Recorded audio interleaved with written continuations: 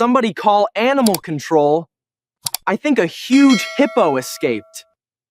Bryce Helton's voice carried easily across the south lawn, loud enough for everyone to hear. He wanted everyone to hear.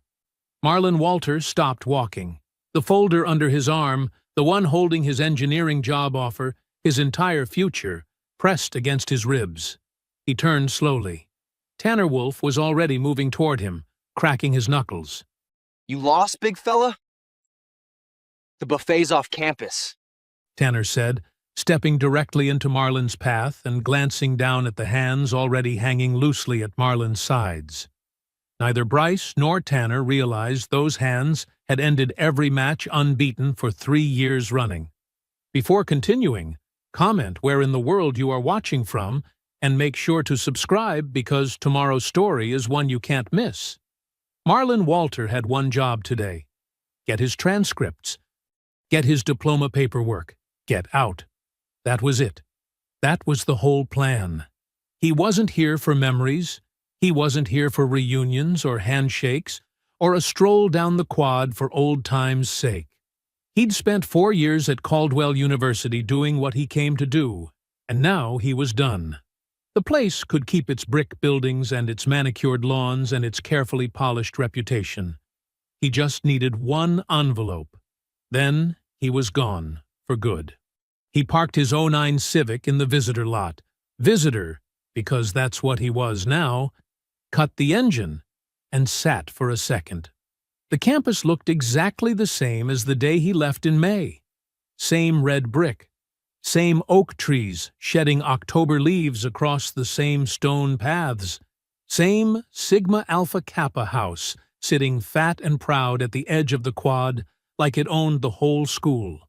Which, depending on how you looked at it, it kind of did. Marlon pushed that thought away.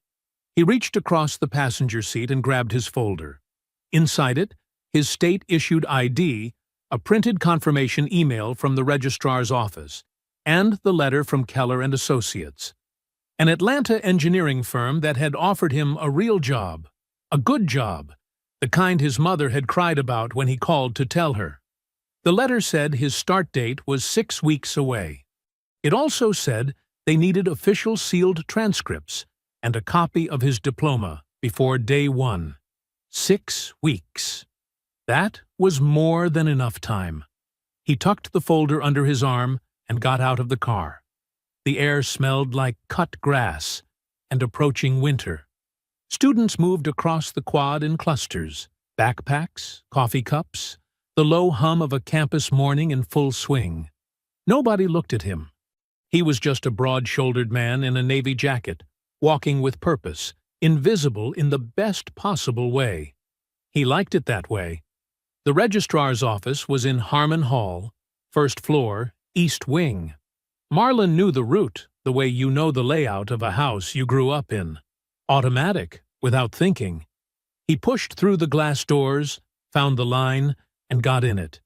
He waited. 22 minutes. He counted, because that's the kind of man Marlon Walter was. He didn't tap his foot. He didn't check his phone every 30 seconds. He just stood there, folder under his arm, and waited. When he finally reached the window, the clerk, a tired-looking woman with reading glasses pushed up on her forehead, her name tag reading Patricia Gould, typed something, frowned, typed something else, frowned harder. Marlon felt the first small knot form in his stomach. "Mr. Walter," Mrs. Gould said, not looking up, "there's a hold on your records." "I'm sorry?" "An administrative hold." She squinted at her screen. "From the Office of Student Conduct." The knot pulled tighter. "There must be a mistake. It says here it's a precautionary flag. Pending resolution of a conduct matter." Marlon set his folder on the counter very carefully, the way a man sets something down when he needs his hands to be still. 4 years. A 3.8 GPA. Varsity wrestling. Not one disciplinary notice. Not one complaint. Not a single letter, email, or conversation with anyone at this school about any kind of conduct issue. Ever. "What conduct matter?" he said. Mrs. Gould looked genuinely uncomfortable. "I can't see the details from here. You'd need to speak with the Dean of Students' office to get that resolved." She slid a sticky note across the counter with a phone number on it. "Dean Willix handles those." Marlin looked at the sticky note. Then he picked it up, folded it, and put it in his pocket. "Thank you," he said. His voice was flat, polite, controlled. He picked up his folder, turned around, and walked back out through the glass doors into the October morning. The knot in his stomach was still there, quiet and tight, like a warning he didn't have enough information to understand yet. He stopped on the front steps and pulled out his phone. He scrolled to a name he hadn't called in 3 months, Dr. Yvette Sanford, his old engineering professor. The one faculty member in this entire institution he trusted without question. She didn't pick up. He waited for the beep. "Dr. Sanford," he said. "It's Marlin Walter. I'm on campus.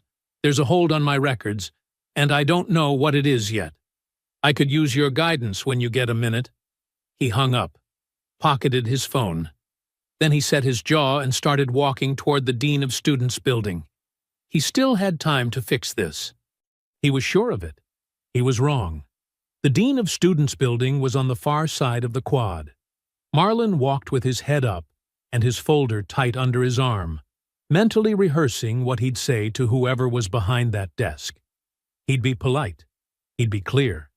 He'd explain there was obviously some kind of clerical error, show them his record, and get it fixed before lunch. Simple. Straightforward. Done. He was halfway across the quad when the cup hit him.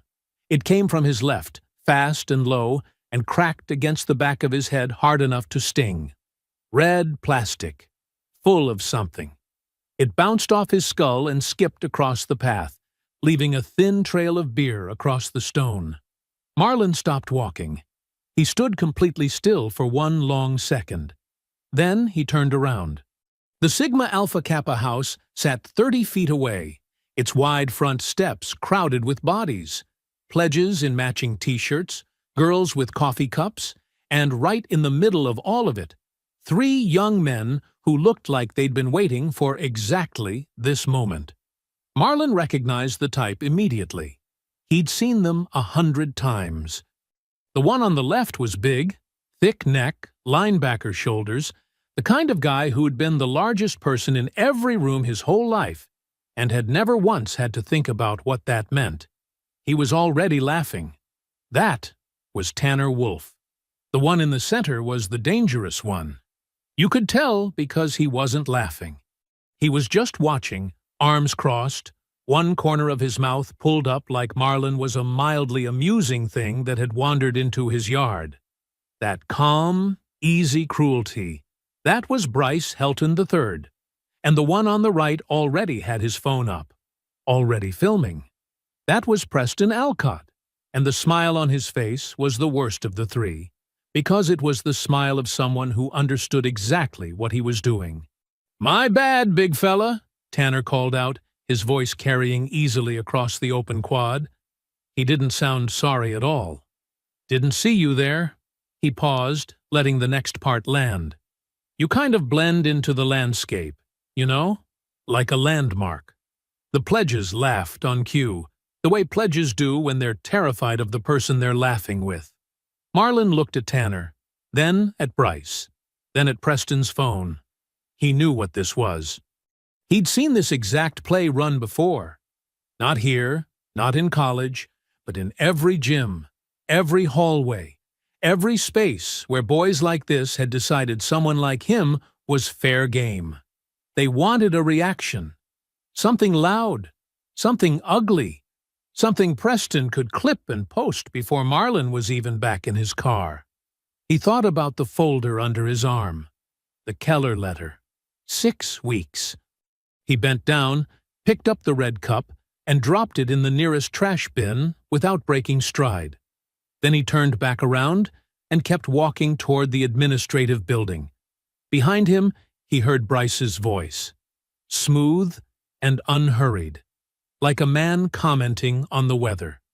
"Look at that. It's self-cleaning. More laughter. Louder this time. Marlin kept walking. His jaw was tight. His eyes were straight ahead. Every step was a decision. Every step was him choosing the folder over the fire burning low and quiet in his chest. He didn't look back. What he couldn't see was Preston already typing. The clip had started uploading before Marlin had even reached the trash bin. A slow pan from the cup bouncing off Marlin's head to his retreating figure. Wide-shouldered and silent, just walking away. Preston had a gift for captions. Quad Wildlife Alert. He hit post.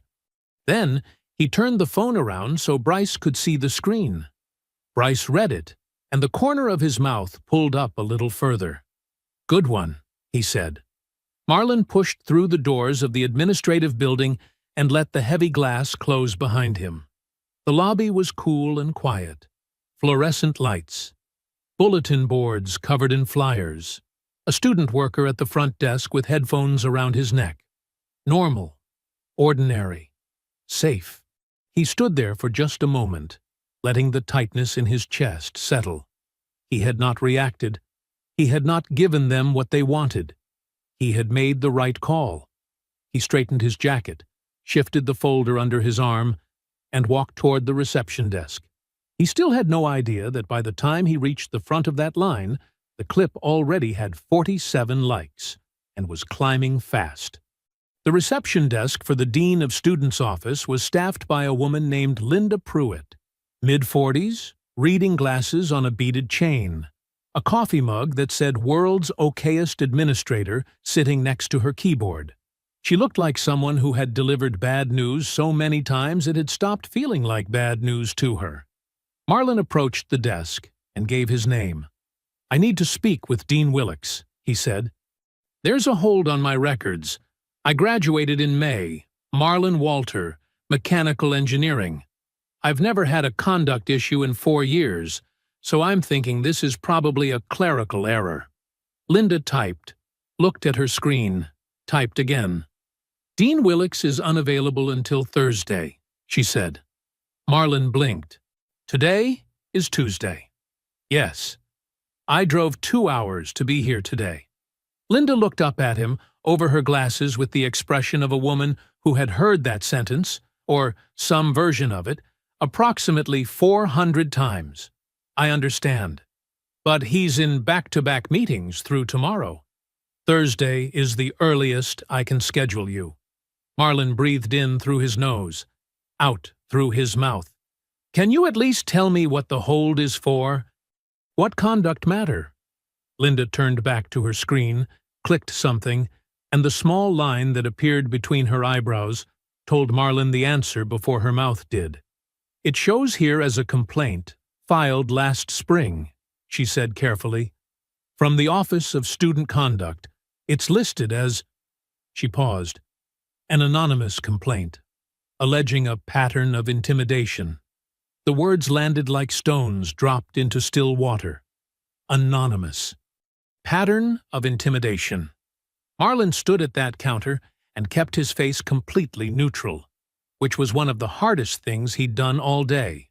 Who filed it? "The policy permits anonymous complaints," Linda said. "The filer's identity is protected." "What specifically am I accused of?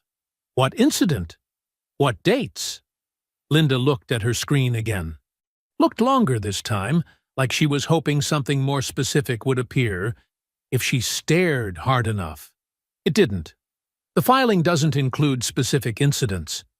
Marlin set his folder on the counter. He opened it. He pulled out his acceptance letter from Keller and Associates and placed it flat on the desk so Linda could read it clearly. The firm's letterhead, the job title, the start date circled in blue pen by his own hand weeks ago when he'd been celebrating. "I have a job offer," he said quietly. "They need my transcripts before I start. I graduated with a 3.8. I was a 4-year varsity athlete.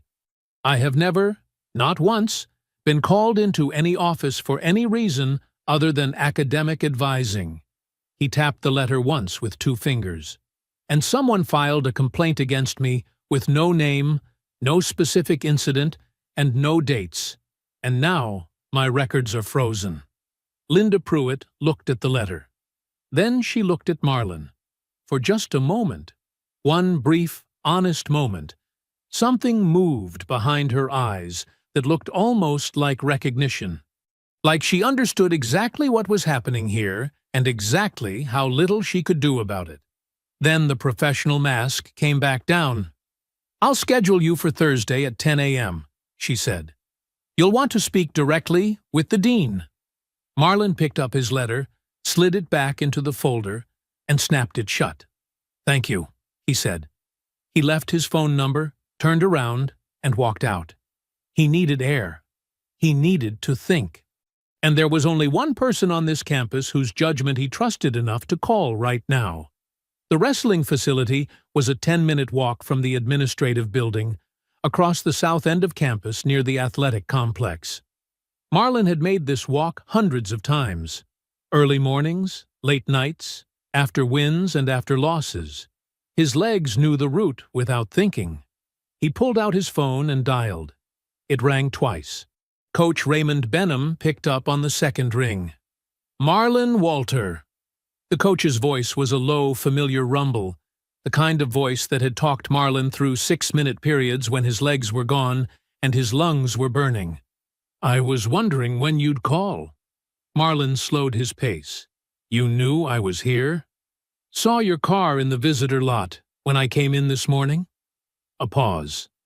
"Wondered how long before you found me." "There's a hold on my records," Marlon said. "Anonymous complaint. No specifics, no name. Filed right before I graduated." The silence on the other end lasted exactly long enough to tell Marlon that Benham was not surprised. "Come to my office," the coach said. He didn't say it'll be fine. That told Marlon everything. Coach Benham's office smelled like old leather and liniment oil. Championship photos covered every wall, framed, organized by year, going back further than Marlon had been alive. 4 of those frames had Marlon in them. Heavyweight division, arms raised, the face of a younger man who hadn't yet learned how many different ways a system could quietly work against you. Benham sat across from him now, elbows on his desk, and told Marlon what he'd learned through the faculty grapevine. The anonymous complaint had been filed 6 weeks before graduation. It was vague by design. Pattern of intimidation was language carefully chosen to be impossible to disprove because it was impossible to pin down. No dates meant no alibi. No name meant no confrontation. No specific incident meant no defense. "It's a ghost," Benham said flatly, "built to follow you out the door." Marlon stared at the desk. Who would do that? Benham didn't answer. He didn't have to. They both knew there were people on this campus with the connections and the motive to file exactly this kind of complaint against exactly this kind of student. The kind of student who had earned his place here without anyone's help and had the grades and the titles to prove it. Marlon left the wrestling facility an hour later with no answers and a Thursday appointment he didn't want to need. He cut back across the South Quad toward the visitor lot, moving at a steady pace, head up, folder under his arm. He wanted to be in his car. He wanted to be on the highway. He wanted this campus in his rearview mirror. He was 50 yards from the parking lot when the pledge stepped into his path. The kid was a freshman, maybe 18, soft-faced, wearing a new SAK t-shirt that still had the fold creases in it. He looked terrified. Not of Marlon. Of what would happen to him if he came back empty-handed. "Hey, Sigma Alpha Kappa wants to invite you to—" From across the south lawn, a voice cut through the afternoon like a blade. "Nah, bring him over." Bryce Helton was standing at the center of a loose crowd of SAK members and pledges, hands in his pockets, completely relaxed. Like a man who owned the lawn he was standing on. "Let's see if the big guy can actually move." Laughter rolled through the group. Tanner Wolf was already walking forward, rolling his neck like he was warming up for something. Preston Alcott had his phone out. Of course he did. Preston always had his phone out. already framing the shot. Marlin stopped walking. He looked at the pledge in front of him. He looked at Bryce across the lawn. He looked at the 30-odd people standing in a loose semicircle, waiting for the show. He thought about the folder, the Keller letter, his mother's voice on the phone when he'd read her the job title. He thought about 4 years of keeping his head down and his record clean. He thought about the anonymous complaint sitting on his file, like a stone someone had placed there in the dark. He made his decision. He turned to walk away. That's when Tanner hit him. Not a shove this time. A closed fist, hard and sudden, catching Marlin across the left cheekbone from behind. The blow snapped his head sideways and sent a white-hot flare of pain shooting up through his jaw. The folder dropped from his hands. Papers scattered across the grass. The crowd went electric. Someone cheered. Marlin straightened up slowly. He touched his cheekbone with 2 fingers, felt the heat already rising under the skin. He turned around. Tanner was standing right there, fist still raised, chest puffed out, grinning at the crowd like he'd just scored a touchdown. "What you gonna do, big fella?" he said loudly. "Huh? What you gonna do?" A second SAK member moved in fast from Marlin's right side and grabbed his jacket, yanking hard, trying to spin him off balance. Marlin looked at Tanner's grinning face. He looked at the hand gripping his jacket. He looked at Bryce across the lawn, watching calmly, and at Preston's phone pointed directly at him. They had made their choice. Now he made his. What happened next took 11 seconds. His hands found Tanner's lead leg, and the takedown was so clean, so instant, that 2 witnesses later said it looked like a movie cut. One frame Tanner was standing, the next he was face down on the grass, arms secured carefully behind his back, completely controlled. The second SAK member still had a fistful of Marlin's jacket. Marlin pivoted smoothly and hip-tossed him onto the lawn with the precise force of a man who knew exactly how much was necessary, and used no more than that. Bryce was already moving forward, out of reflex, out of disbelief, his composure finally cracking, when Marlin closed the distance in 2 steps and swept his base clean. Bryce went straight down, flat on his back, staring up at the wide October sky with no memory of how he got there. Marlin stood over him. His cheek was throbbing. He wasn't breathing hard. 4-year varsity heavyweight, he said quietly. Just for Bryce. 2 conference titles. I ate lunch on this campus for 4 years, and you never noticed me once. He reached down and helped Bryce to his feet. Because he was not a bully. He never had been. He had not thrown the first punch. He had not thrown any punch. He had simply made 3 men understand, in 11 seconds, exactly who they had chosen to put their hands on. He picked up his folder, gathered the scattered papers from the grass, and walked toward his car. Behind him, the quad was absolutely silent. 30 witnesses stood completely still, staring.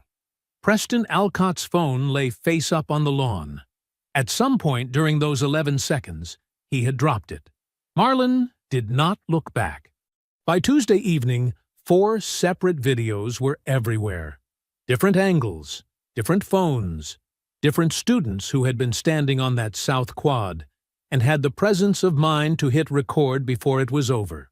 Within 3 hours of Marlin walking back to his car, every one of those clips was circulating across every campus social media account that mattered at Caldwell University. Marlin sat at the small desk in his off-campus apartment, watching it happen in real time. His phone had been buzzing since 4 o'clock. Most of the messages were from Janelle Orman, a Nigerian-American senior he'd known from late-night thermodynamics study sessions during her freshman year. She was sharp, no nonsense, and had always been straight with him. She was being straight with him now, texting a running commentary like a sports announcer calling a game. "Marlin, 4 videos. You're everywhere." Someone found your conference championship records. People are going crazy. The SAK harassment posts are getting buried. Like completely buried. Your old teammates are posting tributes, LOL. Coach Benham's assistant retweeted something. Marlon read each message without responding. He pressed a bag of frozen peas against his left cheekbone, still swollen, still hot, and watched the numbers climb. The campus tone was jubilant. Students who remembered him as a quiet, decent upperclassman were defending him loudly and without hesitation. Former teammates posted clips from his conference title matches. Current wrestling roster members flooded the comments. The quad wildlife posts that Preston had spent weeks building were getting swallowed whole by a wave of counterposts that nobody in SAK had seen coming. For the first time all day, something loosened slightly in Marlon's chest. He called his mother. Doris Walter picked up on the second ring the way she always did, like she'd been holding the phone waiting for it. He didn't tell her everything. Not the cup, not the complaint, not the fist across his cheekbone that had scattered his papers across the grass. He just talked, told her he'd been back on campus, told her things had gotten complicated, but he was handling it. She listened the way his mother always listened, completely, without interrupting. And when he finished, she was quiet for just a moment. "Baby," she said softly, "you sound like your daddy used to sound after he won something." Marlon smiled. First time he'd smiled all day.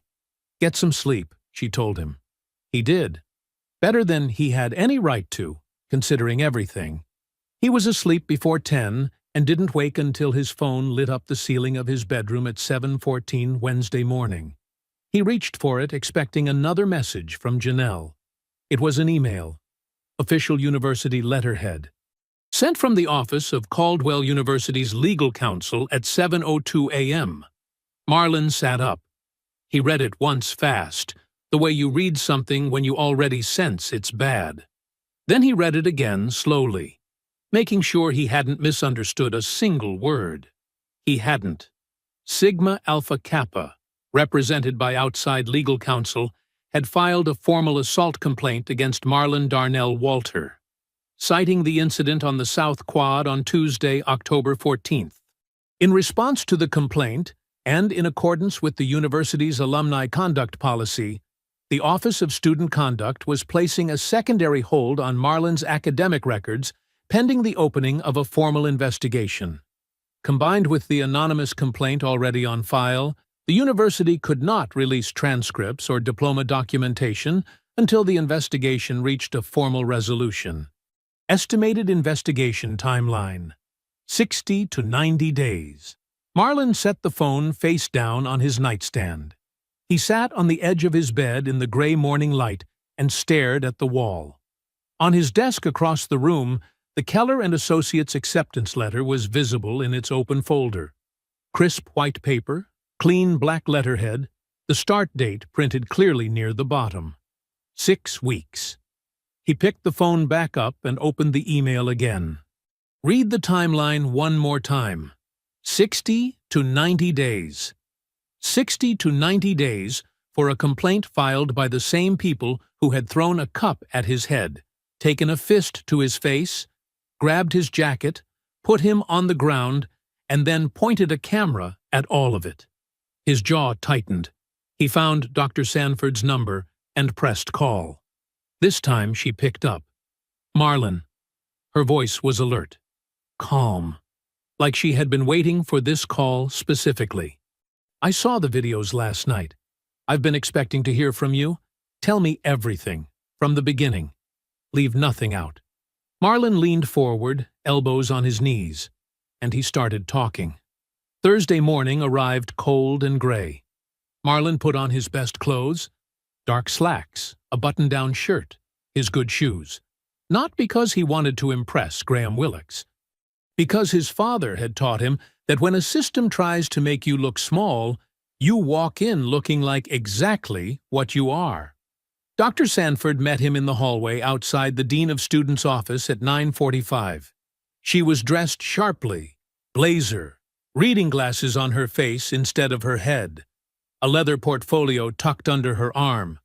She had spent Wednesday evening briefing Marlin on exactly what to expect inside that room, and he had listened to every word.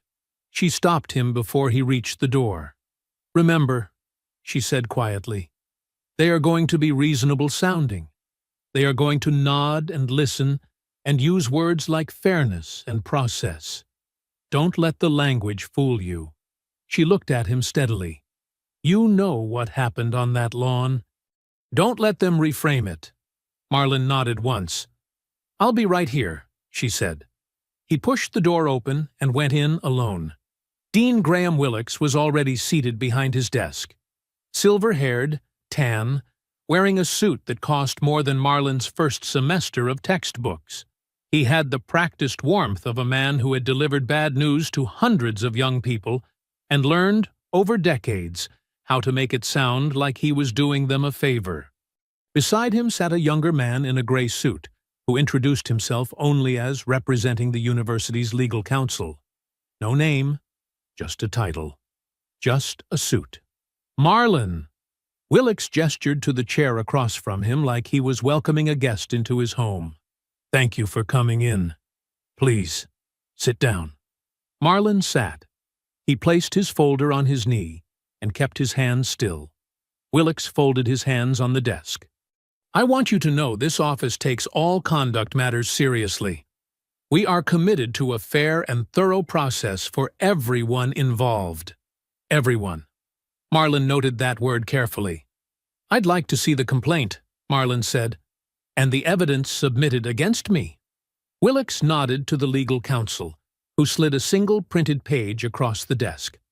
On it was a still image, a screenshot from a video. Marlin looked at it and felt his stomach drop with cold recognition. It showed him standing over Bryce Helton on the grass. That was it. That single frozen frame, stripped of everything that came before it. "There is also a short video segment," Willix said, "submitted by the complainant's legal representative." The legal counsel turned a laptop around. The clip ran 14 seconds. It began with Tanner already on the ground, already down, and showed only Marlin moving toward Bryce. The shove was gone. The punch to his cheekbone was gone. The second SAK member grabbing his jacket was gone. Every single second of what they had done to him first had been surgically removed. What remained looked like an unprovoked attack. Marlin stared at the screen after it ended. "That video has been edited," he said. "It's been cut. There were witnesses who filmed the whole thing. 4 separate videos are already public. You can see exactly what happened before that clip starts." Willix nodded with the patient expression of a man who had already decided how this meeting would end. "We are reviewing all available materials," he said. "However, the formal complaint before us pertains specifically to physical contact initiated." "I was punched in the face first," Marlin said. His voice was level. "I have witnesses. I have 4 unedited videos. I was struck in the face, grabbed by my jacket and shoved, all before I responded to anything." "We understand your account," the legal counsel said smoothly. "However, the university's alumni conduct policy covers—" "What is the alumni conduct policy?" Marlin asked. The legal counsel opened a folder, recited language Marlin had never seen, buried in a student handbook he'd never been directed to. A clause stating that graduates remained subject to conduct review for incidents occurring on university property for a period of 1 year post-graduation. 1 year. A clause almost nobody knew existed. Then came the part that hit hardest. Willix leaned forward slightly, his voice dropping into something that was almost gentle, which somehow made it worse. "Marlin, I want to be transparent with you. A formal finding of conduct violation, if it is issued, could be noted on your official transcripts upon employer request." The room went very quiet. A transcript notation. Permanent. The kind that showed up on background checks. the kind that followed a man into every interview room for the rest of his professional life. Marlin sat completely still. Willix clasped his hands together. Our investigation timeline is 60 to 90 days. We'll be in touch. Marlin picked up his folder. He stood up. He shook Willix's hand, firmly, briefly, because his mother had raised him with manners he refused to abandon regardless of the company. Then he walked back out into the hallway. Dr. Sanford took one look at his face and said nothing. She simply opened the stairwell door and held it for him, and they walked down together in silence until they were outside in the cold morning air, far enough from the building that nobody could hear them. Then Marlin told her everything. Dr. Sanford's office was on the third floor of the engineering building. It was a small room packed with 15 years of accumulated purpose. Stacks of student files, engineering journals, a whiteboard covered in diagrams she hadn't erased yet, and one framed photograph on the desk of a woman Marlin didn't recognize. The window looked out over the east end of campus. From up here you could see the Sigma Alpha Kappa house, its white columns bright against the gray October sky. Dr. Sanford did not look at it. She sat across from Marlin and listened to every word he said about the meeting with Willix. She did not interrupt. She did not react. She just listened with the focused stillness of a woman who had been gathering information about this institution for a very long time, and had learned that the details always mattered. When Marlin finished, she was quiet for a moment. Then she reached into her desk drawer and pulled out a manila folder. It was slim but dense, packed tight with papers, organized with small colored tabs. She placed it flat on the desk between them with both hands, the way you set something down that you've been carrying for a long time. "I have been building this for 4 years," she said, "waiting for the right case." Marlin looked at the folder, then at her. "What is it?" "It is every SAK-related conduct complaint processed through Willix's office since I joined this faculty." She opened it and turned it toward him. 7 complaints, 7 dismissals, every single one. Marlin leaned forward and looked at the first page. A name he didn't recognize, a complaint date, a dismissal date, a short summary that used careful, bloodless language to describe what sounded, reading between the lines, like targeted harassment. "Look at the names," Dr. Sanford said. He went through them slowly. A black student, an international student from West Africa, a student with a documented disability, 2 more black students, a Latina woman, another international student, 7 complaints, 7 different people. One common thread running through all of them like a wire. "Now look at the column on the right," she said. She had attached a second sheet to each complaint, a printed entry from the university's public financial records. Donation dates, donor name, amount. The same donor name appeared on every single page. Helton Family Foundation. Marlin read the numbers. He read the dates. He lined them up against the dismissal dates without her having to tell him to.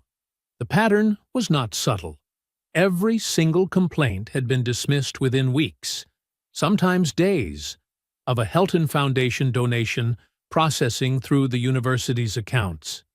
The smallest donation on the list was $180,000. The largest was $2.3 million, recorded the same spring that 2 complaints were dismissed in the same month. Marlin sat back in his chair. "Willix isn't just incompetent," he said. "No," Dr. Sanford said, "he is not. And Bryce's father, his money is literally in the buildings here. The new athletic center carries the Helton name," she said. "Has for 3 years." She paused. "There is one more thing you need to know about Bryce specifically." She turned to the last page in the folder. "He is pre-law. He is interning at his father's firm this semester. That firm does ongoing legal work for Caldwell University." Marlin stared at the page. The full shape of it came together in his mind. the way a structural diagram comes together, each piece connecting to the next until the whole load-bearing system was visible. Bryce's father funded the buildings. His firm advised the university legally. Willix dismissed the complaints. The anonymous phantom complaint followed Marlin out the door before graduation. And now an edited 14-second clip sat in a formal conduct file, while the real footage gathered likes on the internet. This was not 3 entitled students acting alone. This was a system, built carefully, running smoothly, and he had walked right into the middle of it. "What do we do?" he said. Dr. Sanford folded her hands. "We need someone who kept their own records." She picked up her phone. "I need you to meet someone." She dialed. It rang twice before a bright, quick voice answered. "Janelle," Dr. Sanford said, "are you near the engineering building?" A pause. Then, "I'm literally outside it right now. I was going to call you. I found something, Dr. Sanford. His name is Diego Manders. He left Caldwell 2 years ago, and I sent him a message last night." Dr. Sanford looked at Marlin across the desk. "Come up," she said into the phone. "Right now." Janelle Orman walked into Dr. Sanford's office like she'd been running. She probably had been. Her laptop bag was half unzipped, her natural hair slightly windblown, and she had the focused, electric energy of someone who had been sitting on information all day and was about to release it. She set her laptop on the corner of Dr. Sanford's desk, pulled up her email, and turned the screen so Marlin could see it. "He responded 40 minutes ago," she said. "His name is Diego Manders. He was a junior here 2 years ago, pre-med. He filed a formal harassment complaint against SAK and Willix dismissed it." She paused. "He transferred to Ohio 3 weeks after the dismissal." Marlin looked at the email on the screen. Short, measured, written by someone who had learned to be careful with his words. "I've been waiting for this message for 2 years. I kept everything. Call me whenever you're ready." Dr. Sanford pulled her chair around beside Janelle. "Call him now," she said. Janelle opened her laptop, clicked into a video call, and typed in the number Diego had included. The call connected on the second ring. Diego Manders appeared on the screen. 26 years old, broad-shouldered, sitting at a desk in what looked like a small apartment in Columbus, Ohio. He was wearing a collared shirt. He looked like a man who had dressed deliberately for this conversation. Behind him, Marlin could see a bookshelf lined with thick medical textbooks and one cardboard banker's box sitting on the top shelf, its lid secured with a rubber band. "Dr. Sanford," Diego said. He nodded. Then he looked at Marlin and Janelle. "I'm glad you called." "Tell us what happened," Dr. Sanford said. From the beginning, Diego told them. It had started his sophomore year. Seike had targeted him the same way they always targeted people. Casually at first, like it was a joke. The kind of thing you were supposed to laugh off. Social media posts, comments. Then it escalated. An entire semester of targeted harassment. Posts that named him specifically. Physical intimidation on the quad. Notes left on his dorm room door. He reported it to Willix in October of that year with a written complaint, signed with dates and incident descriptions.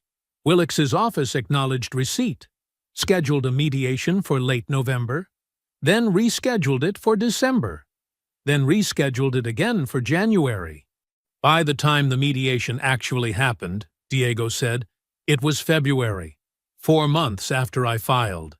His voice was steady, practiced, like he had told this story before, to himself, in the dark, enough times that the anger had compressed into something harder and quieter. Bryce came in with an attorney.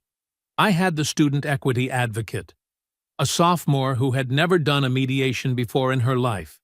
The whole session lasted 40 minutes.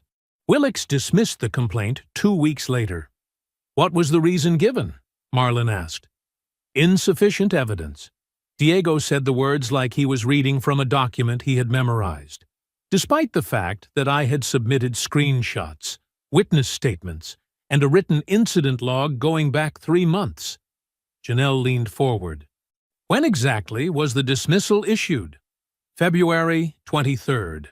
Janelle pulled up a document on her laptop, the Helton Foundation donation records from Dr. Sanford's folder. She cross-referenced, ran her finger down the column of dates. Her jaw tightened. A $400,000 pledge from the Helton Family Foundation was recorded on February 12th, she said quietly. 11 days before your dismissal. The room went still. Diego nodded slowly. I know, he said. I found that record 6 months after I transferred, when I was sitting in Ohio trying to understand how it happened. He looked directly into the camera.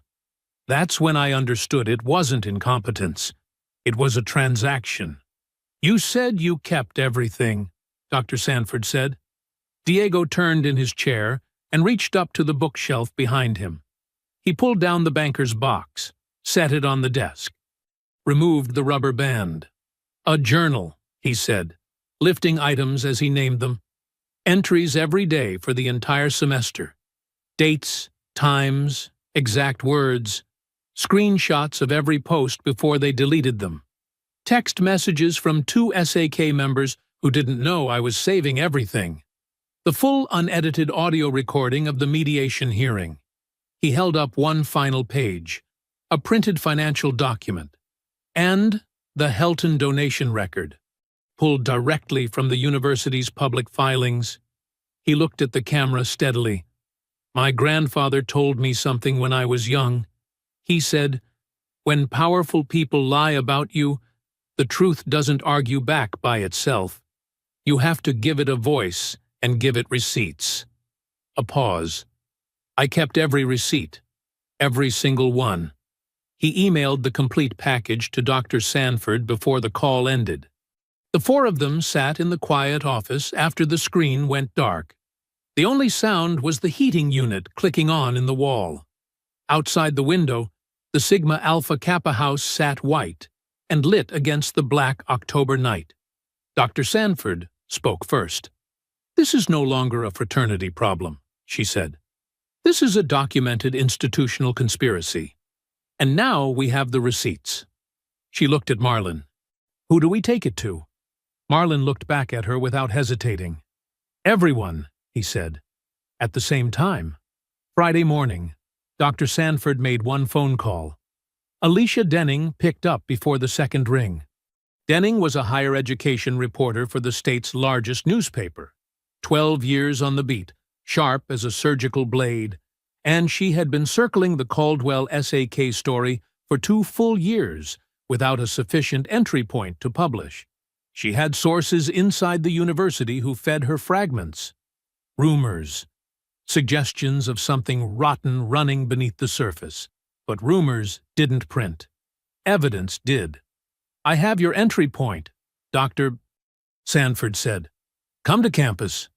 Denning cleared her entire afternoon and drove. The meeting took 4 hours. They gathered in Dr. Sanford's office. Marlon, Dr. Sanford, and Janelle around the desk. Diego Manders on a laptop screen propped against a stack of textbooks. Denning sat across from them with a recorder, a legal pad, and the focused stillness of a woman who understood that what she was looking at was serious. They walked her through everything, the harassment videos, the edited clips submitted to Willox's office versus the 4 unedited originals already public online. Dr. Sanford's 7 complaint, 7 dismissal record with the correlated Helton Foundation donation dates. Diego's full documentation package, the journal, the screenshots, the mediation recording, the financial records. The anonymous phantom complaint filed against Marlon weeks before his graduation. The transcript notation threat. Denning asked questions the entire time. Precise, uncomfortable questions that assumed nothing and required everything to be sourced. She pushed back twice. Once on the donation timeline correlation, once on the mediation recording, verifying independently before she would accept either as usable. She was not easy. That was exactly what they needed. When it was over, she closed her legal pad and looked at Marlon directly. "I need 1 week to verify and write," she said. "Don't talk to anyone else until it runs." Marlon nodded. "How bad is it?" Denning looked at the stack of documents in front of her. "It's the worst kind of bad," she said quietly. "The documented kind." She took the full evidence package and left. The following Monday morning, the story ran.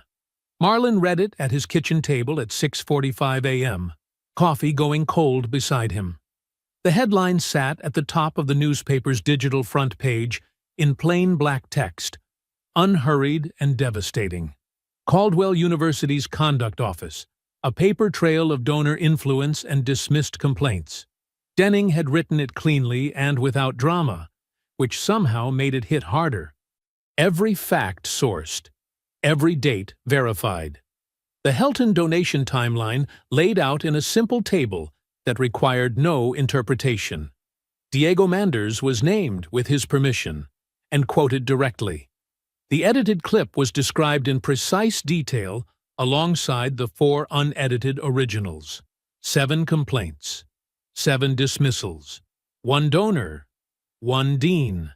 By noon, 3 regional television stations had the story. Reporters were standing on the Caldwell Quad with cameras. The university's communications office issued a statement at 1 p.m. that used the words "thorough review" 4 times in 6 sentences and said absolutely nothing. CK National released a statement by 3 o'clock condemning harassment in all forms. The statement did not mention Bryce Helton by name. Bryce's personal social media was flooded within the hour. He made his accounts private at 4:15. Preston Alcott deleted his accounts entirely. By evening, 2 national higher education platforms had republished Denning's story under their own headlines. Then Wednesday morning, without announcement, without apology, and without any acknowledgement that it had ever existed, the conduct holds on Marlon's academic records were quietly lifted. A single email arrived from the registrar's office at 8:52 a.m. "Mr. Walter, this is to confirm that all administrative holds on your academic records have been resolved. Your official transcripts are available for release at your request." That was it. No explanation, no sorry, no acknowledgement of what the holds had cost him or what it had taken to remove them. Marlon drove to Caldwell that Thursday and walked straight to Mrs. Patricia Gould's window. She processed his request without meeting his eyes. He stood at that same counter where she had first told him about the hold 11 days ago and watched her slide the sealed envelope across to him. He picked it up, held it in both hands in the parking lot for a long moment, the October air cold on his face. He texted Keller and Associates, "Official transcripts en route tomorrow morning." The response came within 4 minutes. "Perfect. We'll see you in 6 weeks." Marlon exhaled slowly. He had what he came for. But standing there in that parking lot, sealed envelope in his hands, he thought about Diego Manders sitting in Ohio for 2 years with a banker's box on his shelf. He thought about the next student, the one after that. He got in his car, sat for a moment. Then he called Dr. Sanford. Marlon was at his apartment packing the transcript envelope for overnight courier delivery when the email arrived. It was Friday afternoon, 4 days since the story broke.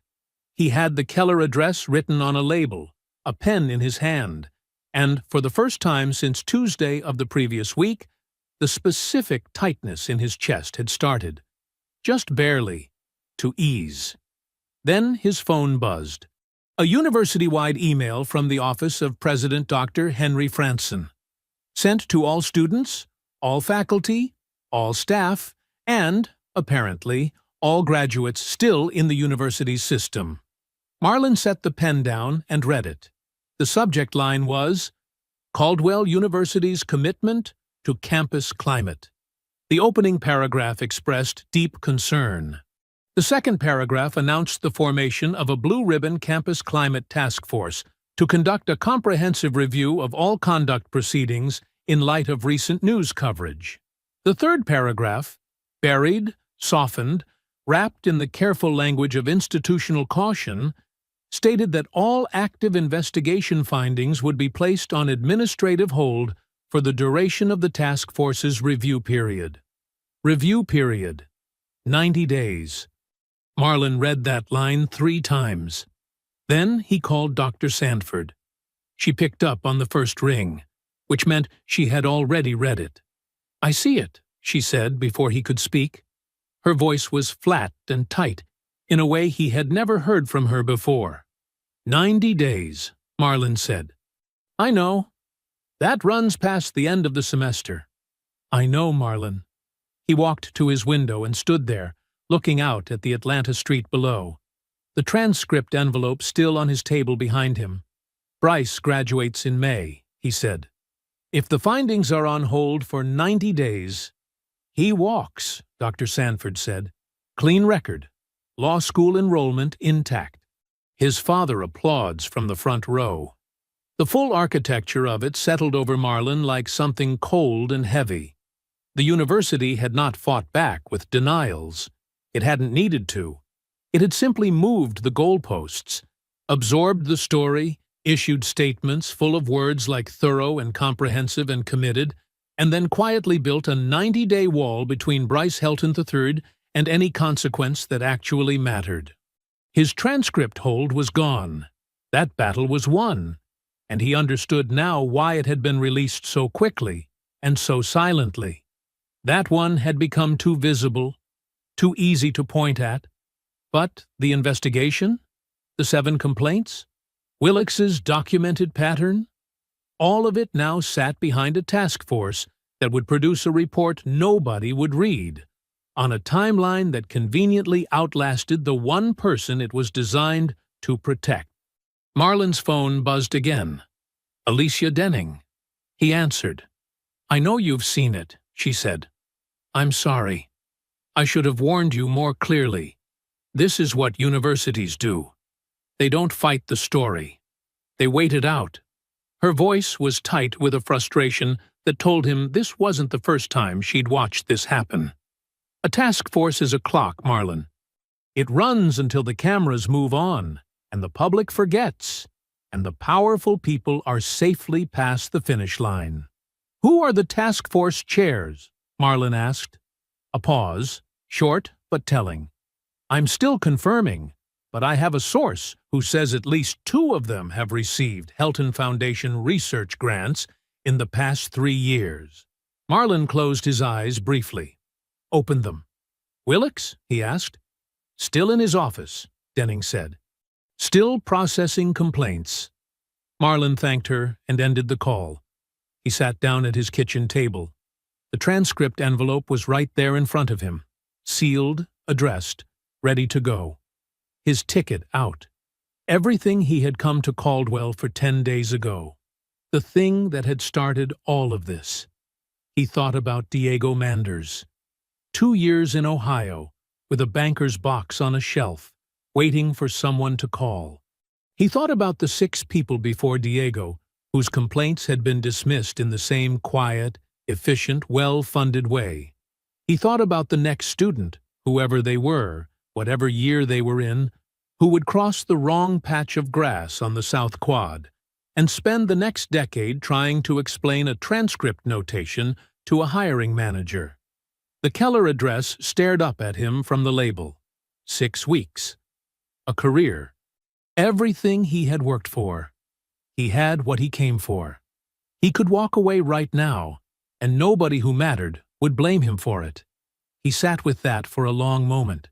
Then he picked up his phone and called Dr. Sanford back. "I'm not done," he said. The line was quiet for exactly 2 seconds. "I was hoping you'd say that," she said. Saturday morning, 5:30 a.m. Marlin drove to the Caldwell Wrestling Facility in the dark. He didn't plan it consciously. He just found himself on the familiar road, headlights cutting through the pre-dawn gray, turning into the athletic complex parking lot out of something older than thought. Muscle memory. The instinct of a man who had always done his best thinking on the mat or near it. Coach Benham's truck was already there. It was always there. Marlin sat in his car for a moment, looking at the light burning in the facility window. That single, steady yellow rectangle in the darkness. He had seen that light hundreds of times. Before 5 a.m., practices his freshman year. Before conference championships. Before the hardest matches of his life. When he'd sit in his car exactly like this and remind himself what he was walking into. He got out and knocked. Benham opened the door in his practice gear, a coffee mug in each hand, like he had seen the headlights pull in, and had the cups ready before Marlin reached the steps. "Figured it was you," Benham said. He handed Marlin one of the mugs. "Come in." The facility smelled exactly the way it always had. Rubber mat, chalk dust, the particular clean sweat of a room that had held 1,000 hard efforts. The overhead lights were low. The mats were empty. The championship banner from Marlin's senior year still hung from the far wall, slightly crooked the way it had always been slightly crooked. They sat in Benham's office. Marlin wrapped both hands around the mug and told the coach everything. The task force, the 90-day timeline, the 2 chairs with Helton Foundation grants. Willix still behind his desk. Bryce on track to graduate clean in May and walk into law school with an unblemished record and a family name on a campus building. Benham listened without interrupting. That was one of the things Marlin had always valued most about this man. He listened the same way Dr. Sanford did, completely, without performing a reaction. When Marlin finished, Benham was quiet for a long moment. "So the university is the wall," he said. "Yes. And every door inside that wall leads back to Helton money. Every single one." Benham set his mug down, leaned back, looked at the ceiling for a moment with the expression of a man running calculations. "You know what you never do in wrestling?" he said. Marlin looked at him. "You never drive straight into a defended position." Benham sat forward. "When your opponent has his base set and his weight forward, and he's ready for whatever you're bringing at him straight on, you don't go through him. You find the point where his base is weakest, and you apply pressure there." He paused. "The university's base is Helton money. You can't touch that from inside. So where does their base have no protection?" Marlin stared at his coffee. Then, slowly, he sat up straighter. "3 places," he said. 3 places that have their own liability and no obligation to protect the Helton family." He looked at Benham. "The law school where Bryce is enrolled for fall. They train future attorneys. They answer to bar admissions ethics boards, not university donors." He ticked off his fingers. SAK National's insurance carrier. One more documented incident of evidence tampering in a conduct proceeding, and they're looking at fraud exposure. That's a legal problem, not a PR problem. His jaw set. And the state legislature's education funding committee. The Helton donation records are public financial filings.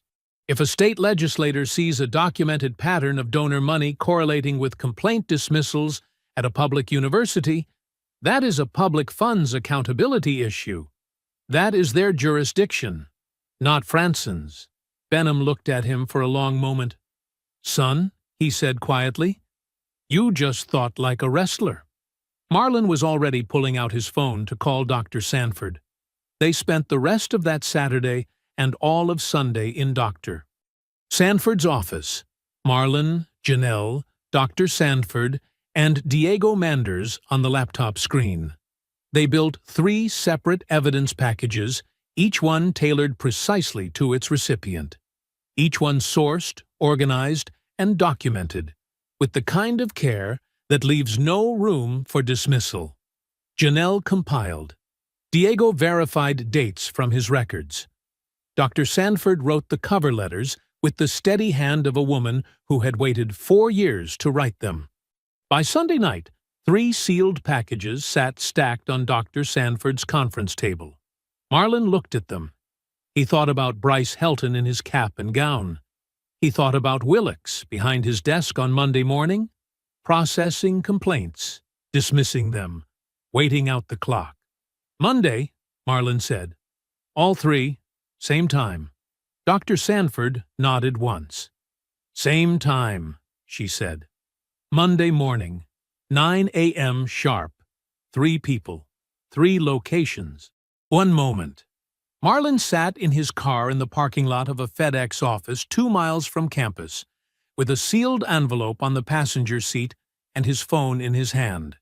He had been there since 8:45, not because he needed the extra time, because he needed to sit with what he was about to do and make sure, completely sure, that he was ready to do it. He was.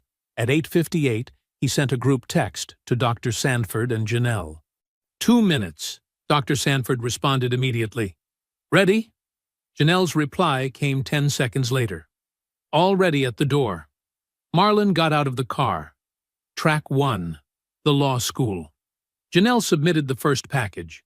She walked into the main administrative building on Caldwell's campus at 9 a.m. exactly and handed a sealed, addressed FedEx envelope to the front desk clerk for outgoing overnight mail.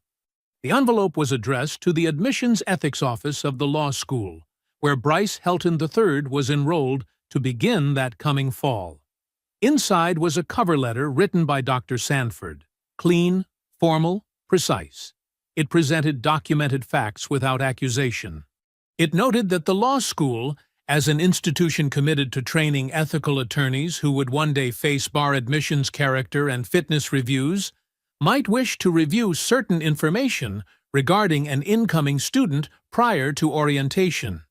Attached behind the cover letter was the full evidence package: the SAK harassment archive with dates, the Diego Manders documentation, the edited clip submitted to Willix's office, placed side by side with the original unedited footage, the 7 complaint, 7 dismissal record, and the correlated Helton Foundation donation timeline. It asked for nothing. It demanded nothing. It simply put the truth in the right room and let it breathe. By 11:15 that morning, the law school's ethics board sent a formal inquiry to Caldwell's administration requesting the complete conduct file on Bryce Helton III. The request was not a suggestion. Track 2, SAK National. Alicia Denning made the call. She had been working since Saturday on a follow-up piece and had spent Sunday night drafting a specific, targeted request for comment to SAK National's communications director. The request focused on one thing: the edited video submitted to Willix Conduct Office. Not the harassment, not the pattern of dismissed complaints, just that one specific, documentable act. A video clip deliberately cut to remove exculpatory evidence and submitted to a formal university conduct proceeding. Evidence tampering. In writing, with the original unedited footage available for direct comparison. She sent the request at 9:03 a.m. SAK National's communications director did not respond. Their legal team did, within 4 hours. The fact that it was their legal team and not their PR department told Denning everything she needed to know about how seriously they were taking it. The conversation that followed between SAK National's lawyers and Caldwell's lawyers was, as a source later described it, not pleasant for anyone in the room. By late afternoon, SAK National had issued an internal directive suspending the Caldwell chapter's charter pending immediate review. All activities, all recruiting, all operations. The house on the edge of the quad went quiet before dinner. Track 3. The state legislature. Dr.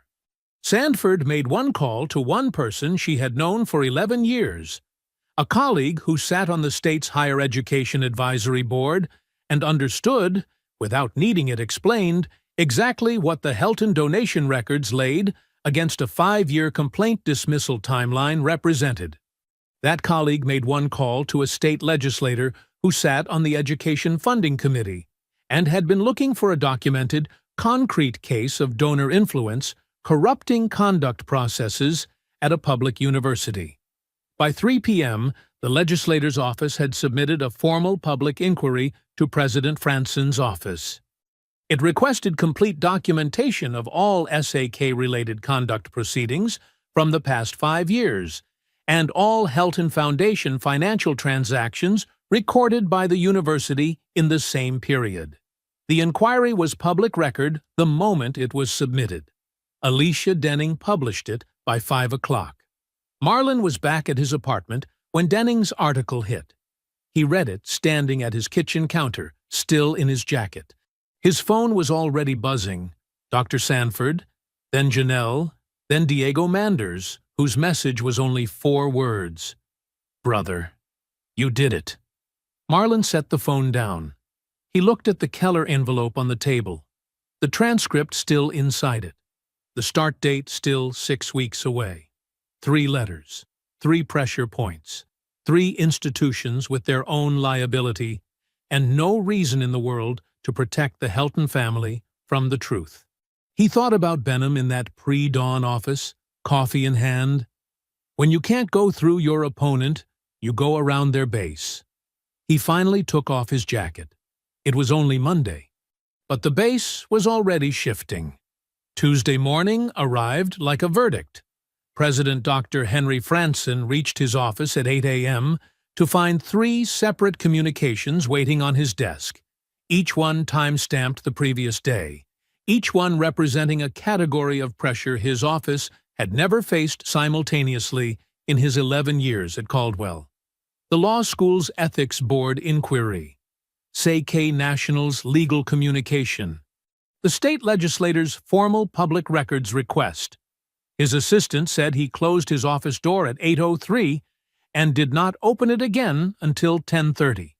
Whatever happened in those 2 hours and 27 minutes, the results came fast. By Thursday of that week, the Campus Climate Task Force Charter was formally amended. The administrative hold on all investigation findings was lifted. The investigation itself was transferred, removed entirely from Dean Willicks's jurisdiction, and assigned to an independent external investigator appointed jointly by the University Board and the State Education Advisory Body. The investigator had no connection to Caldwell's administration, no grants from the Helton Foundation, and no reason to protect anyone from anything except the truth. Dr. Sanford read the amended charter at her desk and sat quietly for a long moment. Then she picked up her phone and called Marlin. "It's moving," she said. "How fast?" he asked. "Fast enough," she said. The external investigator moved like someone with nothing to protect and a deadline to meet. Graham Willicks was placed on paid administrative leave the following Monday, pending a full 5-year review of his conduct office's decisions. His office was quietly emptied over the weekend.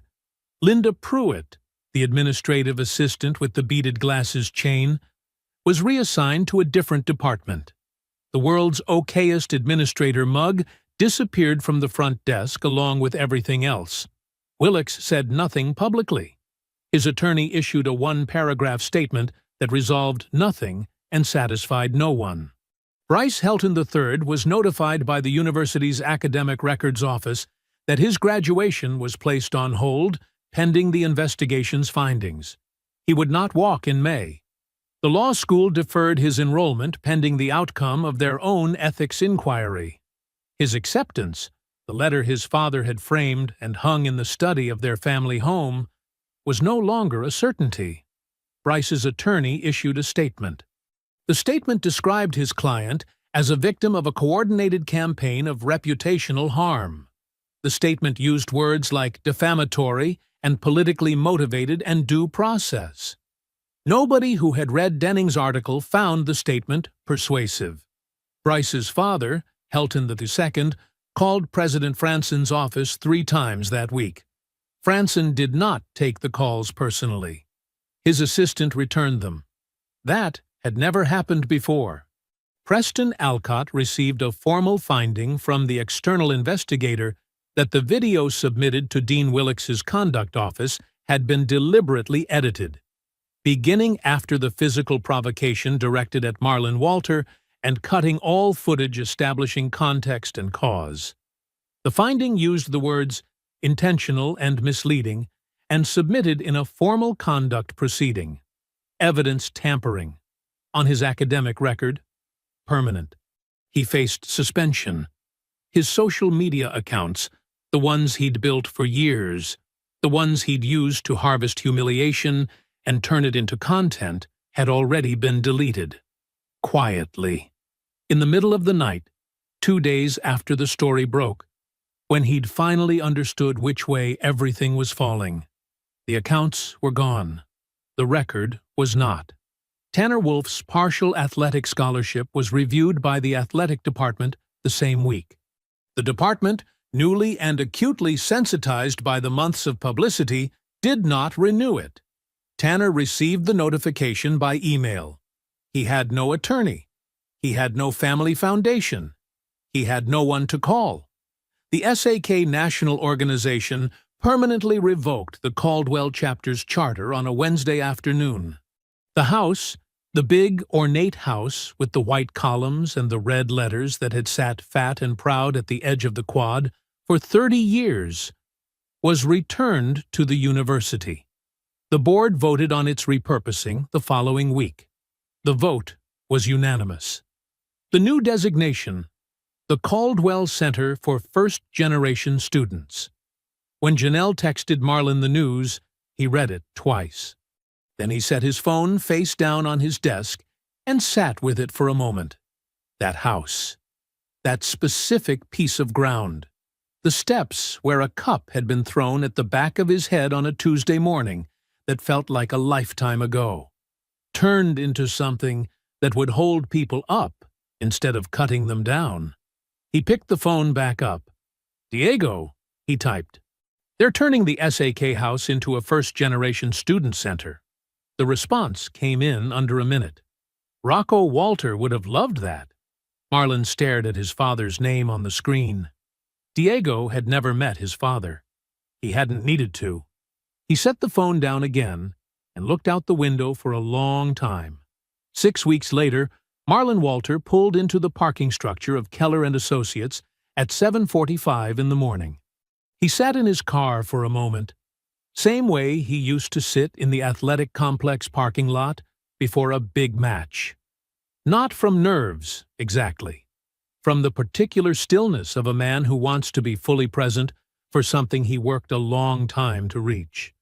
The building was 12 floors of glass and steel in Midtown Atlanta, clean-lined and serious in the early morning light. Through the lobby windows, he could see a security desk, a bank of elevators, people in good clothes moving with purpose. Real people. Real work. The kind his father had told him, when Marlon was 9 years old sitting on the porch of their house in rural Georgia, that education could get him to. "They can take a lot of things from you, son," Rocco Walter had said, "but they can't take what's in your head. You earn that, and it's yours forever." Marlon got out of the car. His official transcripts were already in Keller's records file, delivered 6 weeks ago, sealed and verified, the morning after he had stood in a parking lot and held that envelope in both hands and breathed. His diploma was framed on his mother's wall in Georgia because she had asked for it, and he hadn't been able to say no to the sound of her voice when she asked. The senior partner, James Keller, met him on the 8th floor. 60-something, direct handshake, the kind of man who looked you in the eye immediately and kept looking. He walked Marlon to a glass-walled conference room overlooking the city and spent 40 minutes walking him through his first project assignment, a structural analysis for a mid-scale commercial development in the western part of the state. Load distribution. Material stress points. The kind of problem Marlon had been trained to solve. He took notes. He asked 2 questions. He felt the ground beneath him, for the first time in 6 weeks, go completely solid. That evening he called his mother from his apartment. Doris Walter picked up on the second ring. She asked about his first day, whether he'd eaten lunch, whether his shoes had been comfortable. The specific constellation of questions that only mothers ask. The ones that are really asking, "Are you okay? Are you safe? Are you still my boy?" He told her about Keller, about the project, about the conference room with the city spread out below it.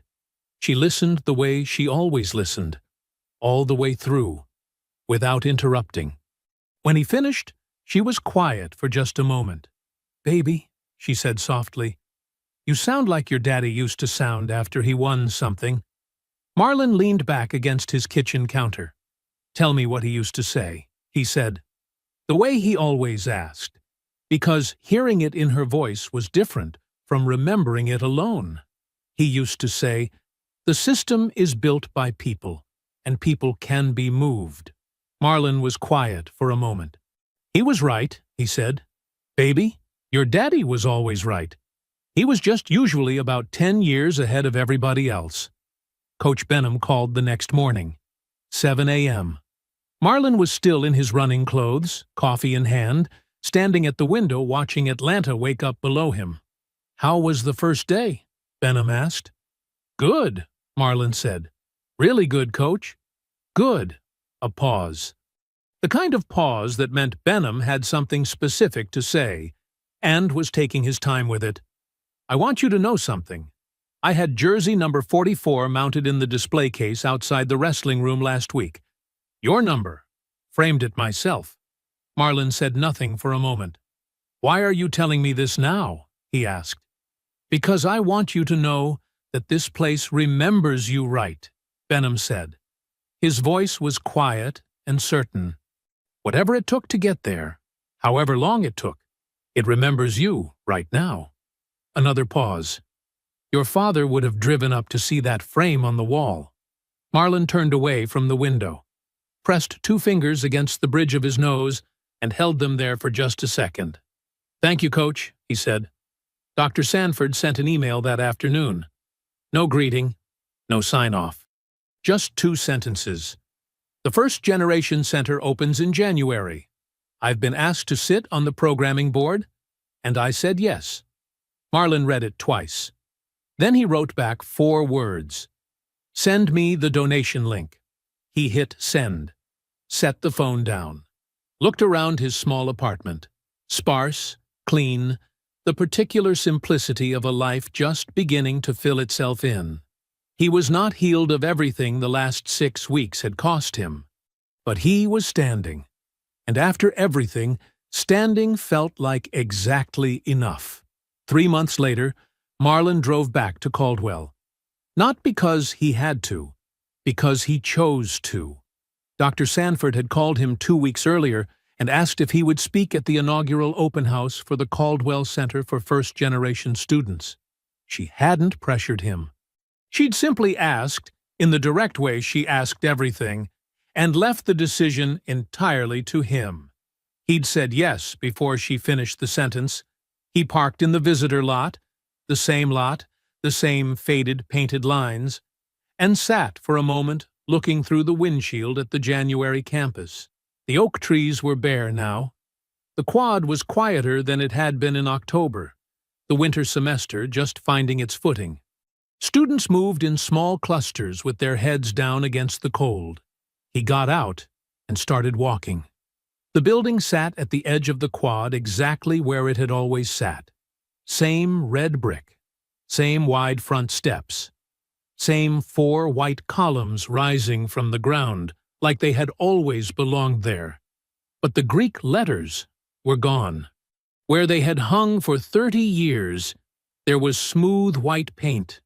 And if you looked closely, if you knew to look, you could see the faint ghost of them still pressed into the surface underneath. Not quite erased, not quite gone, just covered over by something better. The sign above the door was simple.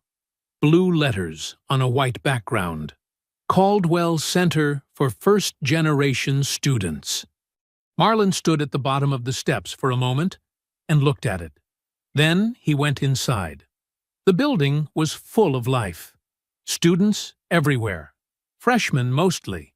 Identifiable by the specific mixture of determination and quiet terror that Marlin remembered from his own first weeks on this campus. Backpacks too heavy. Schedules printed out and folded into jacket pockets. Eyes moving across everything like they were still figuring out whether they were allowed to be here. He knew that feeling from the inside. Dr. Sanford found him near the entrance and shook his hand firmly. She looked the same as always. Blazer, reading glasses, leather portfolio, the particular composure of a woman who had fought long battles quietly and won. Behind her, the center's first programming director was managing a table of informational brochures, scholarship guides, and mentorship sign-up sheets. Marlin spoke for 7 minutes. He stood at the front of the main room with 24 first-generation freshmen sitting in folding chairs in front of him. And he did not tell them it would be easy. He did not tell them the system was fair, or that the institution would automatically protect them, or that doing everything right guaranteed anything. He told them to document everything. Dates, times, names, exact words. He told them to find their Dr. Sanford early, the one faculty member in every department who sees students like them clearly and fights for them quietly. He told them to build their Janelles, the peers who show up with laptops and information, and the stubborn refusal to let injustice go undocumented. He told them about Diego Manders, about a banker's box on a shelf in Ohio, about a man who kept every receipt for 2 years because his grandfather told him the truth needs a voice, and it needs receipts. This building, Marlin said, used to be a place that decided who belonged here and who didn't. Now it belongs to you. Every one of you. He paused. Don't let anybody convince you otherwise, and if they try, document it, build your team, and push back with everything you have. The room was very quiet when he finished. Afterward, a student approached him near the door. Large kid, heavy-set, broad-shouldered, the kind of build that made people assume things about him before he opened his mouth. He had the careful, watchful eyes of someone who had already learned to read a room before entering it. "Mr. Walter," he said, "I'm studying engineering." "Good," Marlin said. "Strong department." The kid nodded slowly. Then, "Were you scared? When everything happened?" Marlin looked at him, really looked at him, at the careful steadiness in his face, the question underneath the question. "I was tired," Marlin said honestly. "Tired of being careful for people who were never careful with me." He paused. "And then I stopped." The kid absorbed that the way you absorb something true, slowly, fully, without rushing it. Marlin shook his hand, held it for just a second longer than a casual handshake. Then he turned and walked back out through the front doors into the cold January afternoon. He didn't look back at the building. He didn't need to. Behind him, through the open doors, the sound of first-generation students filled every room that cruelty used to occupy. Voices, movement, the specific, irreplaceable noise of people who were told they didn't belong, deciding, together, that they did. Marlin pulled his jacket against the cold and walked to his car. He had a structural analysis due Friday. He had work to do. If you enjoyed the story, leave a like to support my channel and subscribe so that you do not miss out on the next one. On the screen, I have picked 2 special stories just for you. Have a wonderful day.